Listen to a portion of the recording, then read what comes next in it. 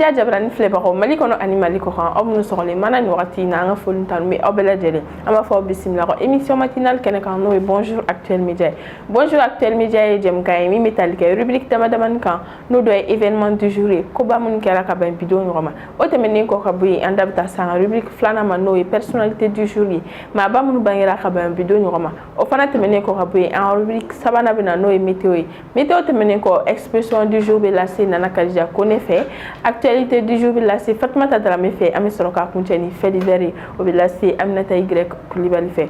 Amoun me kala so, amoun me brairo, la amoun na classe kala, Foluntan me Obela Jelly. Bismillah. OTS est là pour tous vos besoins en matériel électronique et électroménager.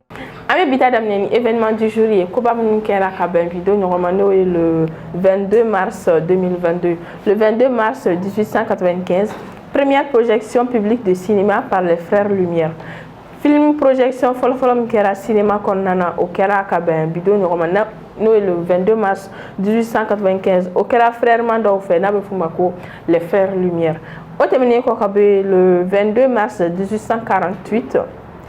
Proclamation de la République de Saint-Marc à Venise. Venise Konana Saint-Marc République proclamera Bidon Romano le 22 mars 1848. Au final terminé le 22 mars 1935, l'Allemagne est le premier pays européen à émettre un programme régulier de télévision. Allemagne n'est qu'à jamana follow programme de télévision bla 5 ans au Kera Bidon Romano le 22 mars 1935. Au final terminé le 22 mars 1977. Chute du cabinet d'Enjul aux Pays-Bas. Cabinet d'Enjul chutera Bidon Romano le 22 mars 1977 au Pays-Bas Konana. Au final terminé le 22 mars 1985, enlèvement à Beyrouth au Liban de deux diplomates français, Marcel Carton et Marcel Fontaine. Marcel Carton et Marcel Fontaine, nous les diplomates baye Olu enlever à Beyrouth konana Liban, aywa okera Bidon Romano le 22 mars 1985. Au final terminé le 22 mars 1986, en Italie, le banquier Michel Sindona, condamné à perpétuité, est retrouvé mort dans sa cellule.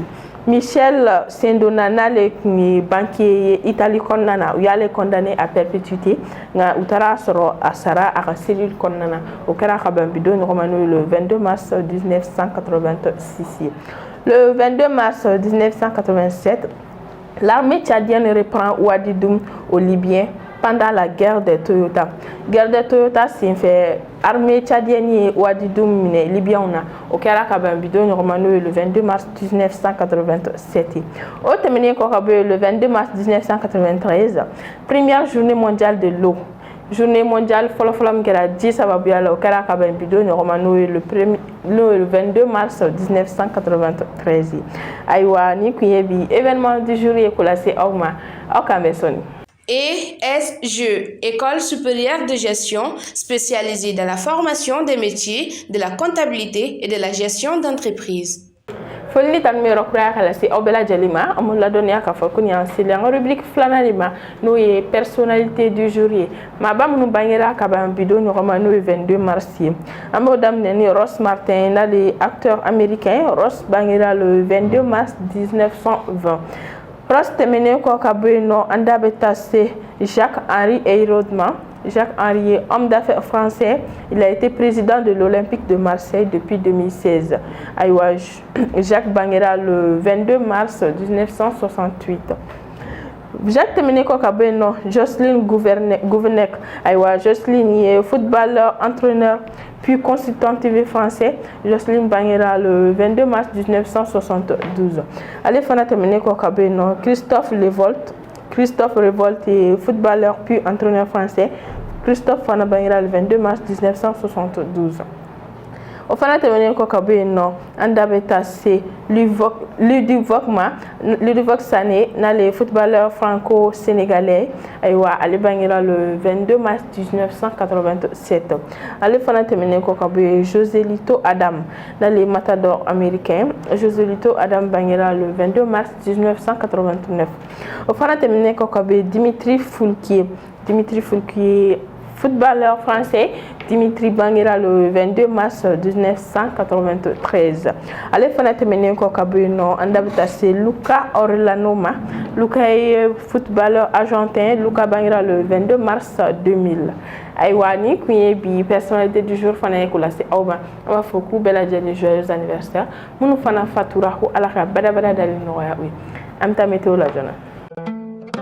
Sistra Technologies est une société de prestation de services et de commerce, évoluant dans le domaine des nouvelles technologies de l'information et de la communication, la fourniture de matériels biomédicaux, la bioinformatique. Foli bɛ an kanubaga bɛɛ lajɛlen ko kura an b'a ladɔnniya k'a fɔ ko nin y'an selen an rubrique météo du jour de ma an bɛ météo daminɛ Kayi kɔnɔna na Kayi bi tile fanga ka bon kosɛbɛ tile fanga bonyaninba a bɛ taa se degré 44 ma. Na Kayi an ka première région ye n'an bɔra Kayi an bɛ taa Kulikoro ni Sikaso la Kulikoro ni Sikaso degré bonyanen 39 ye ayiwa fɛn min ye Segu ye tile degré bɛ bonya ka taa se 39 fana ma n'an bɔra Segu Mopti kɔnɔna na tile bɛ bonya ka taa se degré 41 ma ni an bɔra Mopti an bɛ taa se Tombouctou ma tile fanga bonyaninba Tombouctou kɔnɔna na o ye 38 ayiwa Gao ayiwa an b'a jateminɛ tile fanga bɛ bonya ka taa se degré 39 ma Kidal kɔnɔna na tile fanga bɛ bonya ka taa se 41 ale ni Menaka tile fanga bɛ bonya ka se 41 fana ma n'an bɔra yen Tessalit an bɛ taa jateminɛ tile fanga bonyaninba ye degré 36 ye ayiwa Bamako ana Lamini b'a ye tile fanga ka bon kosɛbɛ tile bɛ bonya yɛrɛ kosɛbɛ funteni barika ka bon tile fanga bɛ bonya ka se degré 41 ma ayiwa Bamako bi tile bɔra ka ban 6h34 ma tile bɛ bin à 18h43 ni tun ye bi météo fana ye ko lase aw ma aw ka mɛn sɔnni. OTS est là pour tous vos besoins en matériel électronique et électroménager. Ni an seli en rubrique expression du jour de ma expression du jour bɛ lase Nana Kadija Kone de fɛ a ye kɛnɛ sɔrɔ ka ban an bɛ foli lasa ma. Nana Kadija i ni sɔgɔma. Muso sira ça va? Ça va ko bɛ cogo di? Ko tɛ cogo la i yɛrɛ dun? Alhamdulillah. Kɔri baasi tɛ yen? Baasi tɛ yen. Ko ka ɲi kosɛbɛ. Dɔɔni. I bɛ gejegeje. E mɛ gejeje kuma i ɲɛ tɛ ne la. Tiɲɛ na a bɛ dɔn i ɲɛ ka minɛ k'i bɛ gejegeje. Ok. Nana foli uniforme bɛ kow la bi dɛ. Uniforme jumɛn? I ka pantalon i paraît que i ma yan. N y'a jateminɛ ka mɔgɔw ka pantalon jateminɛ bi. I ni dɔw bɛ harmonie na bi. I ka to n'i wulila ka bɔ plateau. Bon n y'a ye Dawuda la. Ayi Dawuda tɛ. Bon donc mɔgɔ fila don. Donc aw saba bɛ uniforme na bi. Nana folikan a y'a fɔ ɲɔgɔn ye dɛ waati dɔ a kɛra bɛnsɛma de. Nana folikan jumɛn b'i bolo ka lase an filɛlibagaw ma. Ayiwa. Bi expression ye mun ye? Depuis ne y'o fɔ dɔrɔn i yɛrɛ daminɛ i tɛ ka se ka yɛrɛ dabila. Ne tɛ kuma caman e y'a tigi faamu wa? E y'a tigi faamu wa? Ne ni mɔgɔ min y'a faamu wa? I ka foli bila an filɛlibagaw. Ayiwa yanni k'an filɛlibagaw fo n bɛ foli belebeleba di i yɛrɛ ma. O tɛmɛnen kɔfɛ ka bɔ yen n bɛ an filɛlibaga cɛman ni musoman bɛɛ lajɛlen fo Mali kɔnɔ Mali kɔkan fɔ u sigiyɔrɔ la. N y'o de fɔ n'i y'a mɛn ɲɔgɔn na émission kɛla tɛ mɔgɔ de b'i bolo mɔgɔ min b'i ka fɛn commenter u bɛ partage kɛ wa u tɛ se ka kɛ belebeleba dɔ min. Kosɛbɛ. Sira ne y'o de f'i ɲɛna u sara t'an bolo hali n'an yɛrɛ na so kan an tɛ k'u la. Donc u sara t'an bolo. An b'a f'u ɲɛna k'u bisimila bonjour Actuel Media Plateau kan kɛrɛnkɛrɛnnenya expression kɛrɛnkɛrɛnnenya rubrique expression du jour. Oui. Ayiwa sira n'i ka diya ye n bɛ n da don expression du jour la bi. Ne ka bi expression du jour fɔlɔ n'o ye nanzarakan ye. O de ko il y a beaucoup de fleurs sur les sentiers de la vie mais les plus belles sont celles qui ont des épines. Ah bon? Ah épines kɔni bɛ rose la bɛɛ bɛ content ko rose cɛ ka ɲi. Oui. Mais est-ce que i b'a dɔn mɔgɔ bɛ girin a ka kun na parce que n'i y'a fɔ ko plus de combien de fleurs sur les sentiers de la vie. Donc mais épine bɛ cɛ ɲumanw de la. Mais épine bɛ mun na mɔgɔ bɛ o de ka di mɔgɔw ye. Ayiwa o de ye joli ye. Sisan e na ɲɛfɔli k'an ye fleur ko in na. Fleur cɛ ɲuman ko in na ayiwa an bɛ k'i lamɛn. Ayiwa c'est là comme an b'a fɔ cogo min na ko il n'y a pas de vie sans il n'y a pas de vie. Ouais, il y a pas de bonheur sans n tɛ se ka fɔ malheur mais souffrance b'a la. Donc nin yɔrɔ bɛ na o de la fleur sans épine kɔni ne kɔni bolo o ye genre c'est plus facile quoi. O ye facilité parce que n'i ko k'i bɛ fleur kari hali ni ko kan nga tana itera yɛrɛ la fleur épine te fleur i b'o kali facilement i bɛ taga n'a ye mais épine bɛ mun na il te faut traîner là-dessus donc parce que i b'a kɛ de telle sorte que ŋɔni ka n'i tɛgɛ sɔgɔ i b'a le kari soigneusement minnu ka kɛ sisan bon ciseau bɛ taa dɔrɔn ka a mana kɛ cogo cogo mais n'i kɛtɔ k'i b'u ramasser i tɛgɛ bɛ se ka sɔgɔ dɔɔnin voilà donc ale kɔni a tɛ taa haraba la a tɛ taa dɔɔnin hakili sigi dan donc ko n taara b'a fɔ cogo min na ko b'a fɔ ni hali n'i bɛ fɛ ka b'a fɔ ko karisa a y'a ka wari ou a ka fɛn dɔ ta tasuma cɛ la kuma na fɔ cogo a kɔrɔ tɛ n'a fɔ a y'a tɛgɛ don tasuma la a ka fɛn ta mais a kɔrɔ ye a ye wari min sɔrɔ a wɔsi don parce que a ye baara de kɛ k'a sɔrɔ ani mɔgɔ min ye wari sɔrɔ ten dɔ ka wari ta k'a d'i ma e b'a dɔn hali ni mɔgɔ ye wari ta k'a d'i ma k'i ka baara kɛ n'a ye a ma nɔgɔ bɛɛ bolo dɛ mais n'i yɛrɛ ye baara kɛ k'a fara ɲɔgɔn fitinin ka yɛlɛ i tɛ nafa ba yɛrɛ dɔ la i ma nana n'i ye a jateminɛ sirabaw kan n'i ye mobili ou bien moto ye van mɔgɔw b'a fɔ ko nin tɛ nin ta ye parce que waritigi a tɔgɔ mobilitigi ye wari don mobili la cogoya min na ani a b'a pièces da dɔn a tɛ sɔn ka girin gidɔrɔn sanfɛ a b'a dɔn ani ka moto kɔrɔta ten i m'a sɔrɔ gɛlɛya la quoi c'est-à-dire que i bɛ taa sɔrɔ i fa ye moto san i ba ye moto san dɔ kɔni ye moto di ma quoi effectivement i ka kuma ye tiɲɛ ne tun bɛna exemple dɔ de ma ne tun bɛna fɔ dɔ b'an ka yɔrɔ la ale ka moto Jakarta kura a ma kalo 2 kɛ ma foyi faamu cɛnni ka ko la Jakarta kura a fa ma sa ye Taraba ale tun bɛ a yɛrɛ tun tɛ ne t'a dɔn a yɛrɛ de tun ye moto ye ma foyi faamu ka moto k'a capot bɛɛ kari moteur kɔni o ka ɲi dɛ mais k'a capot n'a fɛn bɛɛ kari ka bɔ i b'a fɔ ko moto ye san 100 kɛ mɔgɔ bolo n'a sɔrɔ sisan a fa ne kun bɛ n'o cas de fɛ mais i ko sûrement a fa y'a sabu a ba ye san hakili jiginna la dɔrɔn n ye n ka exemple fɛ o ma n'i y'a sɔrɔ a yɛrɛ tun bɛ wuli don o don sɔgɔmada fɛ ka baara kɛ a taga baara kɛ ka wari mara ka moto san walahi ala tɛ sɔn ka moto san san ma sɔn moto in ka ɲi na a terikɛ dɔ bɛ yen ka moto tɛ sɛgɛn yɛrɛ o t'a ka moto sɛgɛn mɔgɔ ma hali n'i ko k'i ɲɛ bɛ ala la hali n'i ko k'i ɲɛ bɛ ala la a t'a ka moto sɛgɛn wa et puis mun ye ne faga quoi a ka moto bɛ se ka san 1 k'a bolo i t'a dɔn ko i b'a fɔ ko moto kura a bɛ moto boli ko mɔgɔ b'a fɔ k'a bɛ moto boli ko muso n bɛna min f'i ye muso don k'a to yen muso tɛ sa cɛ y'a ka wari de bila dɛ a ye wari ɲini cogo min na o dɔrɔn a sɛgɛnna nɔfɛ ayiwa sisan n'a bɔra an bɛ taa se institution filanan ma o de ye ko au poids de l'or au poids de l'or ayiwa au poids de l'or i ka sanu ɲɛna dɛ sisan e de bɛ na i ka sanu ɲɛna nana or b'i da kɔnɔ sɔgɔmada in na dɛ i ka sanu buguli ɲɛna wa ɲɛ bɛ sanu Rolex fana la i tɛgɛ la donc i ka kow ma nɔgɔ bitika madame Keita original k'a danna donc o kɔrɔ tɛ dɔwɛrɛ ye ko à prix d'or très cher bɛɛ kɔni bɛ sanu da dɔn ayiwa sanu bɛ yɛlɛ n'a yɛrɛ ma wari ɲini ka sanu san ten ne o sanu sɔngɔ bɛ ka yɛlɛ dɛ kabako de y'i ta ye sanu b'i tulo la a b'i bolo la i bɛ n'a ma wari ɲini ka sanu e bɛna to mɔgɔw ka taa agresser e bɛna mun fɔ sanu ye tuguni sa sanu filɛ i tulo la a filɛ i bolo la moturu ni e nin peseli bɛ tulo nin peseli tɛ garamu yɛrɛ nin ye tulo de ça fait an ka dugawu kɛ i bɛ ɲɛfɔli k'an ye nin sanu ko in na ani an bɛ sanu ɲini ka fara an bolo la sinon sanu garan bɛ ka yɛlɛ cogo min na e ko an dɔw n'a sɔrɔ ba ok problème t'a la ni ko ten donc an bɛ dugawu kɛ ala ka sanu ɲini ala ka courage don an na hali bi komi n y'o de fɔ an ka baara kɛ an ka fila épinimanw tigɛ an ka baara kɛ dɛ donc sira ne bɛ ka kuma charité kan mais n bɛna n jɛngɛ dɔɔni comme an ye sanu de fɔ sanu ka gɛlɛn an bɛɛ b'a kalama mais en dehors de sanu fɛn caman fana ba de gɛlɛya Mali kɔnɔ bi bi in na an bɛ don min na i ko bi n tɛ se ka fɔ Mali n b'a fɔ diɲɛ yɛrɛ dɔw ye caman y'a fɔ ko Ukraine ka kɛlɛ ni Russie ka kɛlɛ ko y'a dɔ ye dɔw yɛrɛ ko embargo bon mɔgɔ kɔni ma bɛn kelen kan an t'a dɔn ala de b'a dɔn nin ko in na tiɲɛ yɛrɛ ye mun ye ne kɔni bɛ essence ta dɔ farala essence prix kan o gannen bɛ ne la dɔ farala essence prix kan ne kɔni ɲɛ bɛ mun na an minnu bɛ sotarama ta ne kɔni u kana na 5 fara sotarama pase kan dɛ yanni sɛbɛnni kɔnɔ kana kɛ 35 ni 5 ye dɛ e tɛ sotarama ta la tugun sa e kɛra bilɛti i fɔ ka sotarama kɔnɔ don ma an k'o tiɲɛ hali ne famana ma mais a se me segala comme moto taxi tigiw fana ko i tɛ segin a ma dɛ i bɛ taa de sisan kɔni i yɛrɛ de bɛ mobili ɲini sisan i ye dɔ kɛ mɔgɔw ka mobili kɔnɔ denw ni moto kan yɛlɛw la n ye dɔ kɛ mɔgɔw kɔfɛ bamuna ten bamunaya dabila ten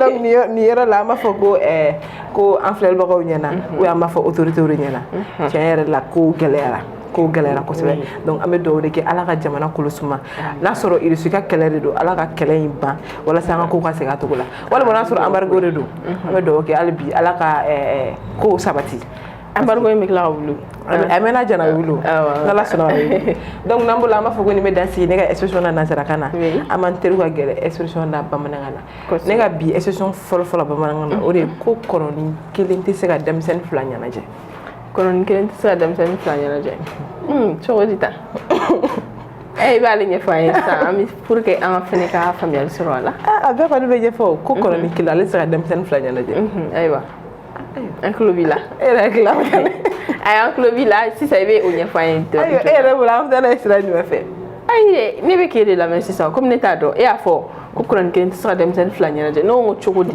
ça ne be kire kono de ko la baro pere kono ni kele te sa dem sen flanya na je parce que ni ko ki dem sen flanya dem sen kele sikiro e ka dem ufla be kashila e ka ko len ko ufla be fe ni na do ni ga fe ni itara ni ko ki beta do fa na fe no kashila ibu gera nyona ibe se wu fla be gera nyona abe kulenge ke nyona uje ko tikeli dem sen uje ko tikeli ay bu uje ko tikeli ni dem sen uje ko bo nyoma be se gene ba shide ami kilame e de dem sen uje ko ke ami kilame si ça ayi wasira ko la do wala ko ala wade ko ni ye kele ni donc ite se ka fo ki be bara chaman ke à la fois ani ko ki ba ka manoko il faut que bara ka bonyo na chuso o nga manya fo mo ga fentigile comme ya fo dum na fo na be kera kele fo nu be jan ko kera kele o dum manoko ala ma do be jan ko tsa kele comme bara fo na objectif be tsa kele to comme donc ni koro wori no fana tamela ga bu yama tani flana no ye expression nan nay o de ko ni suru bay nan jifere la ko kuru me bulu akon na taka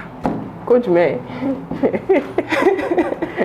ko ne surugu bay naji fere la ko kurme bura ko nata surugu wan naji fere to ne taro ereb na to naji santu ko mna surugu bon estro so flabe di be pour azana folene allez le mettre dans le moment ay folé pote flana mbarde d'accord si ça ne estro so flana en corte dore ko ni ko to e gafo ko ten fe men ne fe do ba ko no so na ni ko bilati ha imana fe peso e bo il fatore so ga fo ni maja ne ko tan faire ne den fe nga ko ngabulu nyen tu ale le ben fa bo ko ni suru way na jife la i waso ko le wala ko na ta o chere donc ama fa so lo na ko to go na te dumuni wolo ba kana ga dumuni wolo ma do la se ko de ti ay mun do be ko ni o tan donc ama fa lo go na ko ni me dansi ne ga bi 70 jours là donc ama fa ko bi mardi kala ga semaine jana ala nga la ñu bela jeli sabati donc ko ni ala ma basi ga ñoo so dano chini ni plateau klinga ni ala ha aywa ne naka ja merci beaucoup ami foli bele bala sima ye famille chama so ka bi expression fanana j'espère que vous n'en fera langa shuka d'accord Caméola OK Sistra Technologies est une société de prestation de services et de commerce, évoluant dans le domaine des nouvelles technologies de l'information et de la communication, la fourniture de matériels biomédicaux, la bioinformatique. Expression du jour terminée ko kabi andabita se en rubrique actualité de ma actualité bela se Fatmata Dramé fait afana kana sara haba ami fillah sab Fatmata Dramé in soma C'est une somme. Ça va Dieu merci. Ko to wodi To mi giji. Alhamdulillah. Dieu merci. Fatmata filigan je bi bolo ko la si en flel ba ko mani bi actualité je me ko la sama Ke sira o jara en kosebe ni ngam flel ba ko fu mi yere fu ni courage initiative ay na man ko on le sait. Donc wote bene ko fa ma flel ba ko bela jeli fu oui ana ira mo no mu choisi parmi tant d'autres ya ma mission fene bi soro parce que en fait dalima la ko mo ma bul mo fene ba en su donc en fu intanu we nya fu si yor la ko sobe o jara ay wa be siki dado actualité la ko la sama ok c'est l'actualité de man mi wodo kanda en flel ba ko bela jeli kulu kan donc amu dam ne ni samedi et transport commun do ay wale ko ni soutera pana et engin explosif do quoi au Kera Mali Tchamanchayan fait donc sur la route RN6 plus précisément sur l'axe Sevarekona donc grâce à vous ka mo biduru victime tara mo biduru ni sabala mo biduru ni saba konnana mo woro fatura mo woro fatule 47 blessés mo binani wolofla lu jugina donc mo binani wolofla konnana mo woro li jugina kosebe donc actuellement jabe to wala munu banami do kala ka bara dali no amina mun yɛrɛ jogina ala ka kɛnɛya ju bɛɛ lajɛlen ya rabbi ala ko do o kun ye kunnafoniya fɔlɔ donc c'est kibaruya filanan d'accord i b'a dɔn ne fan filɛ b'a dɔn cogo min na o Goodluck Jonathan n'ale an ka médiateur c'est mɔgɔ ka médiateur du Mali donc ale kun nana vendredi don kana sigi ka fɔ kɛ ani transition maaw ɲɔgɔn cɛ walasa u ka se ka chronogramme kelen ka bɛn chronogramme kelen kan mais c'est ma se ka abouti donc o kum kɔnɔna na ayiwa médiateur Goodluck yɛrɛ tun bɛ yan nɔ a ye tile filani kɛ yan kosɛbɛ donc o tile filani ko kɔnɔna na kuma min tɛmɛna n'an ka transition maaw cɛ olu y'a yira k'a fɔ k'olu kɔni olu bɛ na durée de transition min kɛ san 4 bɔɲɔgɔn k'a bɛ to o la donc o kuma ko kɔnɔna na an b'an yɛrɛ ɲininka wagati jumɛn de élection bɛna se ka kɛ élection légitime et transparente bɛ se ka kɛ ka bɛn wagati jumɛn ma donc o wagati kelen na fɛn min ye ayiwa Goodluck Jonathan ye ale kɔni taara ale Mali bila ale bɔra Mali la ka taa ale rentré la ka sɔrɔ fɔga bɛɛ ma kɛ a ko kan donc siraw tɛmɛnen kɔfɛ ka bɔ yen an bɛ an lakodɔnni an b'an filɛbagaw bɛɛ lakodɔnniya k'a fɔ ko fɛn min ye CEDEAO mɔgɔw ye o bɛɛ lajɛlen kɔfɛ olu ye 12 à 18 mois olu ye exiger transition mɔgɔw kan 12 mois ye san kelen 18 mois ye san kelen ani kalo wɔɔrɔ bɔɲɔgɔn ye donc n'an ka mɔgɔw transition mɔgɔw b'a la ko san 4 an bɛ dɔw de kɛ sa Ala k'an bɛɛ lajɛlen bɛɛ kɛnɛ ma e fɛ ko CEDEAO tɛ tila ka sɔn transition mɔgɔw ta ma tugun a sera kuma ninnu cɛ don o don an bɛ Goodluck bɛ na fo a bɛ tila Goodluck yɛrɛ sɛgɛnna ten a sɛgɛnna yɛrɛ de mais voyage ka d'a fana ye dɛ a ma nɔgɔn dɛ voyage ka d'a ye donc sera o ko kelen kɔnɔna na dugu bɛ embargo la embargo min bɔra CEDEAO mɔgɔw yɛrɛ ye min y'o bila an kan ale ni UEMOA malgré tout ça an ka maaw tɛ ka bɛn autorité mɔgɔw tɛ ka bɛn kelen ma CEDEAO bɛ tila ka embargo in wuli o Mali ka ko gɛlɛn n'u sɛgɛnna o b'a wuli Mali ni dugu caman ka ko gɛlɛyalen don bi dɛ tiɲɛ don ayiwa a ko gɛlɛyalen don dɛ ka daminɛ Farafinna fo ka taa Falaja la a ko gɛlɛyalen don a ko cayara yɛrɛ de an bɛ dugawu de kɛ a ko la sa Ala ka jisuma k'a fura ye Ala ka jisuma k'a bɛɛ lajɛlen fura ye sa a ye kibaruya in tun tɛ ne ka information kɔnɔ France 24 ni RFI je pense que n kun y'a f'i ye jeudi don mais o ko sisan nɔ n'i donna internet yɛrɛ kɔnɔ n'i y'a tapé France 24 a tɛ bɔ tɛ information foyi yɛrɛ la ni RFI ta tɛ foyi yɛrɛ la or que vendredi don n'i kun naviguera i kun b'a ye ne t'a dɔn sɔn ne ka connexion de ma ɲi wa ne ka téléphone de ma ɲi wa ne kɔni b'a ye n tɛ k'a ye tuguni an bɛ tila ka segin kan an bɛ dɔw de kɛ sa Ala k'an bɛɛ lajɛlen bɛɛ kelen ma fɛnɛ parce que site d'information de mɔgɔw bɛ to k'u yɛrɛ informer kan mais o fɛnɛ ka kibaruya terite cogo Mali ko kan a ma nɔgɔn donc ni dugu bɛ togo dɔ la a kan k'aw farati ka information sugu dɔw traiter k'a bila n'u y'u cogo dɔn Mali b'u to yen quoi fɛn bɛɛ bɛ naviguer u bɛ se ka maliyɛnw bɛ se k'u ka kunnafoniya sɔrɔ nka a fɛnɛ fɔra cogoya min na n'o kɔni de don kɔni a ma nɔgɔn dɛ vraiment donc siraw tɛmɛnen kɔ o kun ye entre parenthèse entre guillemets an bɛ tila ka segin ka na kuma o ko kelen kan donc ne bɛ bi actualité kuncɛ ni Burkina Faso ye donc sira attaque dɔ kɛra Burkina Faso n'o kɛra sababu fɛnɛ ka mɔgɔ 12 bɔɲɔgɔnw fagara dimanche don n'o tun ye kunna sini y'an kɔrɔ ayiwa o kɛra sababu ye ka tiɲɛni caman kɛ donc o hukumu kɔnɔna na fɛn min ye élément an ka Burkinabéw ka finitigilakaw minnu sigilen bɛ Natchaboani donc olu kɔni sera ka hakɛ min dévoiler pour le moment bilan provisoire min fɔ o de ye u ka finitigilaka maa 12 bɔɲɔgɔnko ko nin tora o attaque in na donc an bɛ dugawu de fɛnɛ kɛ actuellement bɛ tɔgɔ la Ala ka baara nɔgɔya u bɛɛ lajɛlen san ma kuma nɔgɔ dugu foyi sumalen tɛ yɔrɔ bɛɛ ka kalan yɔrɔ bɛɛ de ka kalan yɔrɔ si t'a fɔ alhamdulilayi Ala k'an bɛɛ lajɛlen bɛ siran Ala ka ta kalan y'a mɛn donc n'i ka jɛ ne bɔ kuma kɔnɔ n'a ma basi kɛ na an bɛ ɲɔgɔn sɔrɔ sini le mercredi n'Ala ka jɛ ayiwa foli belebeleba bi ye Fatumata Darame i ka kunnafoni di la an ye faamuyali caman sɔrɔ a la an b'i remercier o la. Pour tous vos besoins en librairie, papeterie, matériel informatique, appareils électroniques et divers, rendez-vous chez AKD Informatique. Ayiwa ni y'an seli an ka rubrique fait divers ma fait divers fana bɛ lase Aminata Y Kulibali de fɛ a ye kɛnɛ sɔrɔ ka ban an bɛ foli lase a fana ma. Aminata i ni sɔgɔma. Nse sera somɔgɔw. Tɔɔrɔ tɛ. Baasi tɛ yen. Alhamdulilah. C'est bien.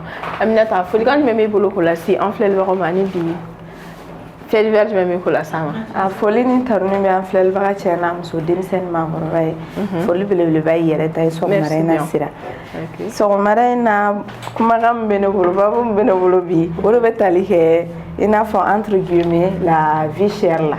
D'accord. Mais plus spécifiquement transport ni essence ko in. A sira o ma bɛn ne ma dɛ. A ma bɛn ne yɛrɛ ma dɛ. essence plus cher. Essence litiri da cher. An yɛrɛ mun bɛna moto taxi na bi o ye dɔ fara an ka moto taxi ni wariw bɛɛ kan. Ko parce que ko essence prix caya la. An fana ye o ye an ti Bamakɔ ka ye o yɛrɛ ɲuman an ye régionaux de. N'a fɔla ko seli bɛ ka sɛnsɛn ka na ko dɔ bɛ ka fara o wariw kan o kuma ma ca. A kuma ka ca. Parce que ne yɛrɛ y'an ka kucalata lajɛ o tali yɛrɛ sɔrɔ fo 8000 ninnu na.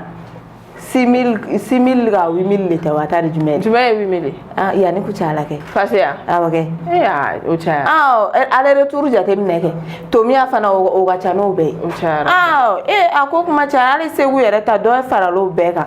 N'i ye dɔɔni fara o kan o tɛ ɲani ka i bɔ. Ɲani Tomi ɲani kucala duma janga so wa. Nin ko kɔni nin ko ye ne dabali b'a kunu de ne kɛlen ka fiche in ye ne ye fiche kalan parce que o dugu fila de kɔni o ko ka gɛlɛn de mais n jiginna n y'olu fila lajɛ dɔrɔn n ko a ko kuma cayara i bɛ taa sɔrɔ an bɛna san kelen kɛ Bamakɔ yan an tɛna bɔ yan. Bon a bɛ se ka to yan fana. Ayi yan fana. O ye bɛɛ bɛ se ka to yan. O fana ye entre guillemets sira. Ayiwa. Sinon e yɛrɛ b'a dɔn ne kun t'o la ne kun bɛ région kɔnɔ par exemple n'a fɔra k'e ka to yen nɔ k'e kana na mun ma kɛrɛfɛ o e kun tɛ sɔn. Ayi bon comme ne fana tɛ région na. Ayi n bɛ k'a fɔ de supposons que a kun ka kɛ ten tɔ. Bon on va rien supposer comme ne bɛ yan ka ban donc supposition bɛ bɔ a la. Donc sira o yɔrɔ la an b'a fɔ k'a fɔ ko fɛn bɛ gɛlɛya la surtout essence ninnu ni transport ninnu.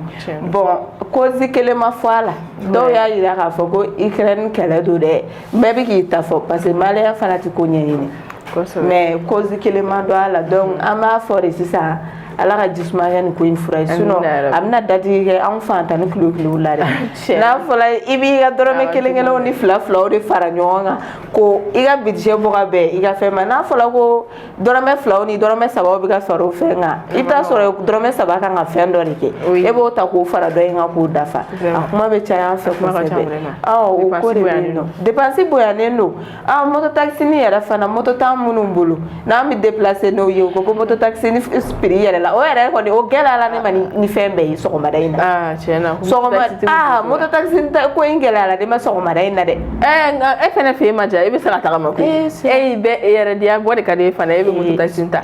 Sinon yanni aw bara ma ja e bɛ se k'o tagama. Sira n ko to entre guillemets. An ka moto ta ka bɔ an ka baara ka na e fana k'a fɔ k'i bɛ moto taxi e man kan tɛ ka kɛlɛ caman kɛ parce que ayi ni baara yɔrɔ taga kɔni don i man kan ka kuma caya nka ni yɔrɔ wɛrɛ taga don i bɛ se k'a fɔ ko a da cayara. Ayisa baara yɔrɔ taga yɛrɛ de ko don fo ne tun bɛ na wari fitinin min na mais sisan dɔ faral'o kan. Dɔ f'i ɲɛna n'i wulila sɔgɔma joona fɛ ni e ye tagama daminɛ vers 7h comme ça e bɛ se à 7h30 n'i y'a daminɛ 8h e bɛ se à 8h30. Ayi sira e fana b'a dɔn ne fana tɛ tagama sa.